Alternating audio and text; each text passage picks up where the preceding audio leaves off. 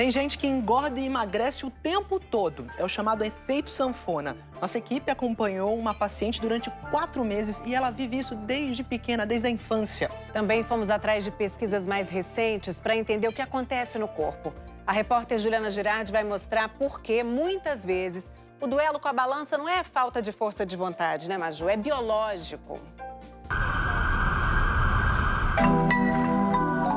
Poderia ser seu parente, sua amiga. Poderia ser a Bianca, a Simone, o Guilherme, a Tatiana. Poderia ser você. Poderia ser uma porção de brasileiros a contar essa história de vai e vem, de vem e volta. Bom dia, tia, tudo bom? E de incontáveis Eu tratamentos. tenho um horário com o doutor hoje. Pode subir aqui na plataforma. E ele faz um avatar seu em 360 graus, assim. Respira. Você vai assoprar pra mim com força, tá bom? Tô. Talvez você também já tenha visto esse filme. É o efeito sanfona, literalmente, né? Eu me recordo que quando eu tinha em torno de 4 a 5 anos, minha mãe não conseguia comprar roupas em lojas pra mim. E ela mandava fazer, e o que fechava a minha roupa era o colchetezinho até embaixo, porque se precisasse alargar, ela deixava ainda sobra de paninho por dentro. Então eu venho brigando com o peso desde a infância. Tá quente, tá bom?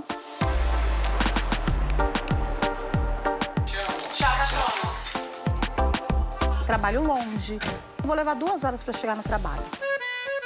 E, assim, a minha vida é dentro do salão de terça a sábado, né? Vamos lá no lavatório? Aí, quando eu vou comer, às vezes, já é 3 horas, 3h30. Você acaba comendo errado. Tchau, querida. Aí, saio, às vezes, do trabalho em torno de 8 da noite. Peguei o ônibus agora. Beijo. Quando eu chego aqui, às vezes, é 10h30, 11 da noite. Ai, cansei. Eu tenho uma filha linda, maravilhosa, que prepara todo dia um jantar diferente. Olha que chique! Estrogonofe, viu, gente? Olha. Uma batatinha que eu amo. Eu tenho uma filha que tá acima do peso. Eu tenho uma neta que tá acima do peso. Ai, gente, desculpa. Eu não quero que a minha neta passe pelo que eu passei. O meu choro é de tristeza, de revolta, né? E das pessoas achar que você é gordo porque você quer ser gordo. E o preconceito, né? É muito fácil para quem é magro. A gente não escolhe ser gordo, né? E é uma luta constante. A Tiana acertou na mosca. Não tem a ver só com vamos lá, eu consigo, só depende de mim. É muito mais que isso. Nosso corpo faz de tudo o tempo inteiro para voltar para o estado original, para aquele de maior peso. Não tem a ver só com força de vontade. Nem com caráter, nem com qualquer outro tipo de estímulo. É uma alteração biológica. O Bruno, endocrinologista e pesquisador da Unicamp, no interior de São Paulo, fez um raio-x dessa alteração. Vamos começar por ele, nosso centro de comando. Os neurônios que controlam a fome são superativados nas pessoas magras. Nas pessoas obesas não funciona tanto isso. O sinal de saciedade na pessoa portadora de obesidade é menor. E depois que ela emagrece, ela não fica perfeita igual uma pessoa magra. E estudos que sucederam ao nosso estudo mostraram que existe, inclusive, morte de neurônios. E esse mecanismo nunca mais se recupera perfeitamente. No tecido adiposo, onde ficam as células de gordura, acontece isso. O tecido adiposo, ele produz um hormônio chamado leptina. Conforme a gente engorda, mais leptina, que manda uma mensagem para o cérebro falando assim, ó, pronto, pode comer menos. Na hora que a gente emagrece, produz menos leptina e como se soltasse a rédea para a pessoa voltar a comer mais. E as pessoas que engordam, emagrecem, aquele tecido adiposo passa a produzir leptina de uma maneira não muito boa. E calma, que tem mais. Um estudo recente do Instituto de Tecnologia de Zurique, na Suíça, mostra que células de gordura mantêm a memória da obesidade passada, dificultando a manutenção do peso após o emagrecimento. Quando a gente engorda, aumenta o tamanho da célula. E depois que emagrece, ela mantém aquele padrão genético de mais expansão. E ela quer voltar para o seu estado original, promovendo a expressão de genes que levam ao aumento do seu tamanho. Essa célula é mais fácil de captar nutrientes, porque um dia ela já preparou este mecanismo. Resumindo, as células de gordura têm memória e vão fazer de tudo para você voltar para o seu maior peso. Os hormônios que ajudam a controlar o apetite ficam desregulados nessa coisa de engorda e emagrece. E o cérebro para de dar informações eficientes para controlar a fome. É uma luta inglória e das bravas.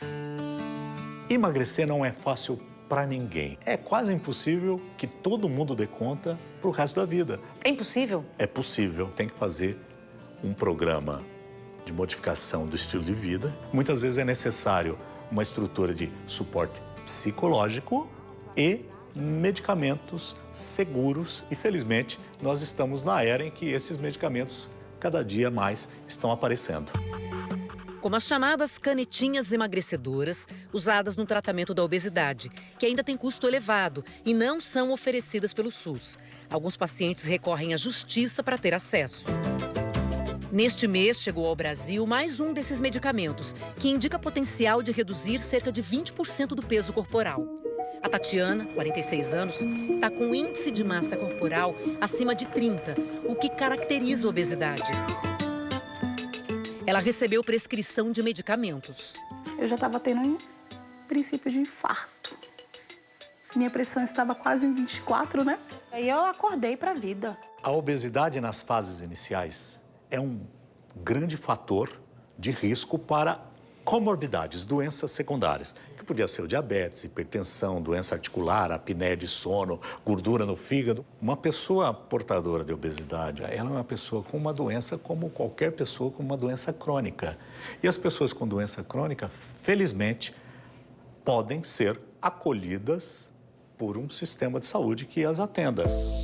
Tatiana começou o tratamento pelo SUS, mas depois procurou um médico fora da rede pública, um nutrólogo que estuda como a alimentação impacta a saúde. Bom dia, doutor. Mais de um ano sem a gente se ver. Bom dia.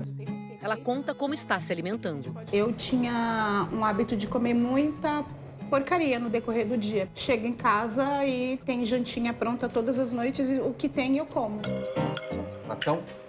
Não muito. mas sim. 3 fatores influenciam na obesidade: comportamento, genética e ambiente onde a pessoa vive. O nutrólogo da Tatiana costuma contar sua própria experiência aos pacientes. Eu não tenho determinados alimentos dentro da minha casa porque eu sei que se tiver em um momento onde eu estiver um pouco mais ansioso, um pouco mais fragilizado, pode ser que eu vá lá e coma. Essa pessoa aí é o Dr. Alf há uns anos atrás. Foi aí que eu fui para 140 quilos. Primeiro eu preciso me conhecer, óbvio. Entender o ambiente onde eu estou me expondo. A Tati ia pro salão, ela não levava nada, ela não preparava a comida dela da semana. E isso mudou. E mais coisa também. Foi? Você perdeu 1,5 cm de peito, 1,5 cm de cintura, 2 centímetros de barriga. Essa gordura aqui é a gordura mais perigosa, tá? Que é a gordura que aumenta o risco cardiovascular. Olha como a gente consegue perceber, é visual. A evolução da Tatiana é registrada em um avatar 3D. Desde o início do ano passado, pouco a pouco, foram quase 6 quilos a menos. Ó, da última vez que a gente conversou, você tava com um probleminha com a farofa. Eu colocava na boca só para ter o prazer de sentir a crocância da farinha. Sim. E isso se tornou um hábito muito grande. Como é que tá agora? Eliminei ela da minha vida. E parece tão inocente, né? Por que não pode pegar uma colherinha de farofa? Se ela fizesse isso uma vez ao dia, uma vez ou 2 vezes ao dia ao máximo, tá tudo bem. O problema é que ela tava fazendo isso 10, 12 vezes ao dia. Se você for deixar para fazer a escolha do teu alimento no meio do seu dia de trabalho, você naturalmente vai lá para o mercadinho e vai pegar um ultraprocessado. Eu vou olhar um pacotinho de salgadinho, o meu sistema de recompensa do meu cérebro ele vai gritar muito mais do que se ele olhar para um legume ou para uma verdura. Tem gordura, tem sal e tem açúcar, que são os 3 principais componentes que vão hiperestimular o meu sistema de recompensa. Se você é uma pessoa que tem uma carga horária de trabalho grande, a gente precisa organizar a tua alimentação. Além de planejar a alimentação, a Tatiana começou a se mexer mais. A Bianca, de 28 anos, sempre fez exercício físico. Esses dias ela postou um treino. Aí o vídeo viralizou. 90% comentário negativo. Nossa, a blusa tá trocada. A personal é a magra.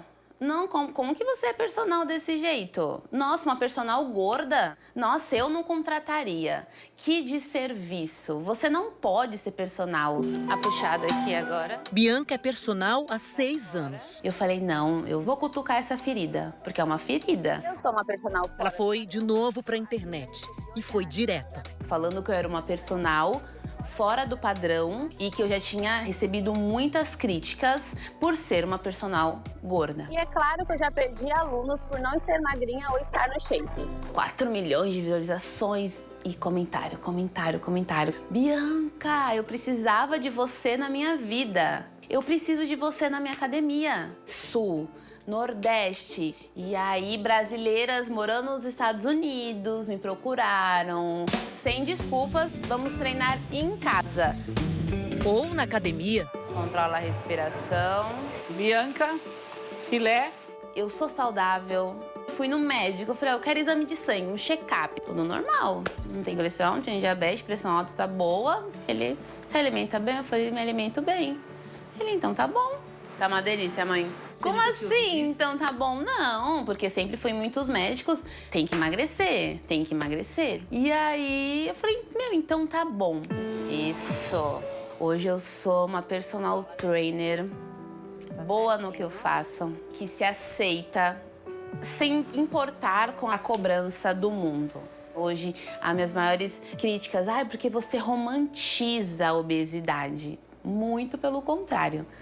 Não tem como romantizar algo que não tem benefícios nenhum. Você só é criticado, você é excluído, você é maltratado, você é humilhado. Meu foco é saúde. A única coisa que não podemos fazer é deixar a obesidade e os seus problemas associados. Bianca e Tatiana estão sempre atentas e sabem que vai ter que ser assim para a vida toda. Poderia ser a sua história ou de quem está do seu lado agora. E saber disso pode ser o começo para olhar para o outro com menos julgamento e para si mesmo com mais empatia.